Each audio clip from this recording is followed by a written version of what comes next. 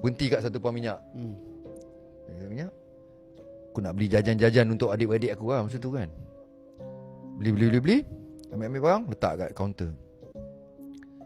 Budak perempuan jaga kaunter kan, cashier kan. Aku toleh dia je.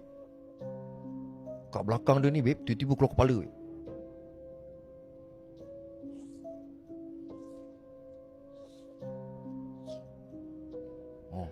Muka dia, muka dia ada makan aiskrim cornetto. Perisa vanilla bro. Sumpah. Ya, aku suka aiskrim tu. Dia kurang ajar babe. Aku terus tak makan aiskrim cornetto lepas tu babe sampai sekarang.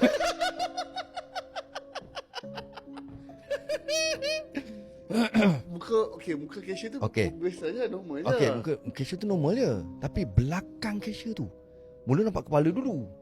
Okey, muka dia bro, muka dia bulat gemuk. Mata dia ni sepet macam ni. Hidung dia kembang ni pesek, kembang macam ni. Mulut dia ni terbang macam ni panjang. Telinga dia macam ni bro, macam dia tajam sikit. Masuk. Rambut dia tebal ni, gemuk tebal ni. Dia ikat tocang. Macam tocang pokok kelapa tu kan. Tocang tu. Dia pakai t-shirt kuning, seluar warna coklat, 3/4. Dia pakai slipper Jepun. Ui, detail betul. Ya, aku nampak dia atas bawah. Dia makan aiskrim cornetto. Dengan jeng aku lah. Macam, ui, makan aiskrim cornetto Aku baru ambil tadi aiskrim cornetto. Aku baru ambil tadi nak bayar. Dia makan. Ui, sama siap dia pun suka cornetto. Vanilla juga dengan aku kan. Aku memang suka. Aiskrim tu. Vanilla tu.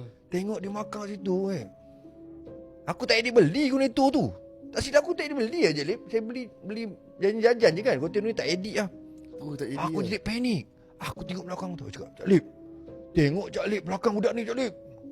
Budak perempuan tu betul ni. Relax makan. Dia cakap dengan aku, bang, dia ni je nampak bang. Kita tak nampak bang. Dia ni je nampak bang. Ada belakang kau ni. Aku cakap, di belakang kau ni. Wih. Dia tak ada jasad bro. Tu cerita dia. Yang okey, apa yang aku belajar, aku tak tahu aku tengok dengan apa. Aku kalau setakat nak tengok dengan panca indera mata zahir kau, takkan nampak. Sebab yang zahir ni akan nampak yang zahir. Jadi dalam diri kita ni ada mata batin. Maksud mata roh lah. Yes. Mungkin sebab waktu lopong tu dia terbuka. Mungkin. Ni pakcik yang rawat aku cakap, bila dia terbuka, maka terbuka semua, boleh nampak benda-benda gitu. Jadi itu. Mata zahir tak boleh nampak, tapi mata roh, mata batin kalau diizinkan nampak lah. Yes. So aku nampak sebiji. Seketul. Dalam hati aku cakap, ini jin apa macam tu. Dia datang macam ilham tu kan. Persoalan tu, jin apa ni? Tu aku bagi nama Jin Cornetto. Aku bagi nama. Aku bagi nama. Kalau nak cerita orang sedang, ni Jin Cornetto. Lepas tu masuk dalam kereta. Bawa kereta, aku duduk sebelah. Kereta nak jalan, relax je bro. Kereta pun jalan. Kan kita duduk depan macam ni, aku duduk depan ni, kat tengah-tengah ni bro. Ada balik. Dia ikut bro masuk dalam kereta. Aku dah rasa berat gila. Apa benda ni? Aku tak boleh dia pakai sikit. Aku cakap je, Jalib dia ikut Jalib. Kita cerita gelak-gelak je. Kita cerita gelak-gelak Jangan serius sangat. Serius sangat. Tapi benda ni menakutkan. Menakutkan. Betul tu. Dia ikut.